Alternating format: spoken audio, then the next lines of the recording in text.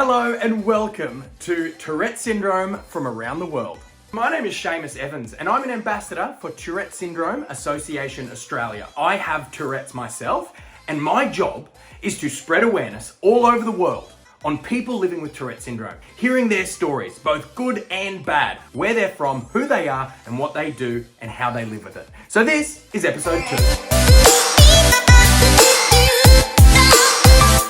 I am Rosario, I am 29 years old, and I am from South America, Colombia. My Tourette started when I was 6 years old. However, I was diagnosed at the age of 20. Not having a diagnosis at an early age was very difficult for me during my school years. I remember going to so many doctors at school. I was referred many times to counseling. I was basically just hyperactive. I would stand up in the middle of the classroom and just scream and sit back down again. I managed to graduate from high school. Then I went to an institute and I studied to become a tour guide. I graduated. Then I traveled to New York. I had my first job, which was in a food factory. I remember working in this factory and one of the bosses in the factory told me, "Hey, have you ever thought of going yourself as an adult now to get a medical appointment?" "Yeah, I want to go." And that person told me, "Well, you don't have to go alone, I can go with you." That's one of the nicest things anyone has ever done for me. I went and I was 20 years old and that's when I got my Tourette syndrome diagnosis. Associated to my Tourette's, I have obsessive compulsive disorder. I have trichotillomania, which is the hair pulling disorder. Now I have eyelashes and eyebrows, but I was without eyelashes and half an eyebrow for 9 years. I also have processing disorders. I am hard of hearing or hearing impaired, whichever way you prefer to call it.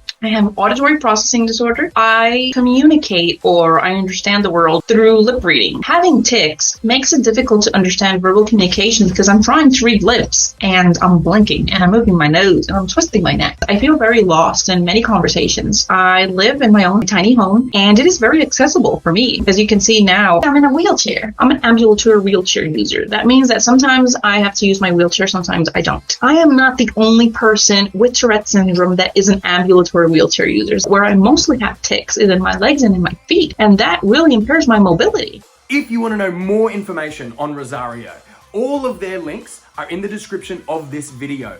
Facebook, Instagram, YouTube, everything. Go to the description of this video and click the links. If you like this video, like, comment, subscribe, and keep an eye out for episode 3. Have a good day.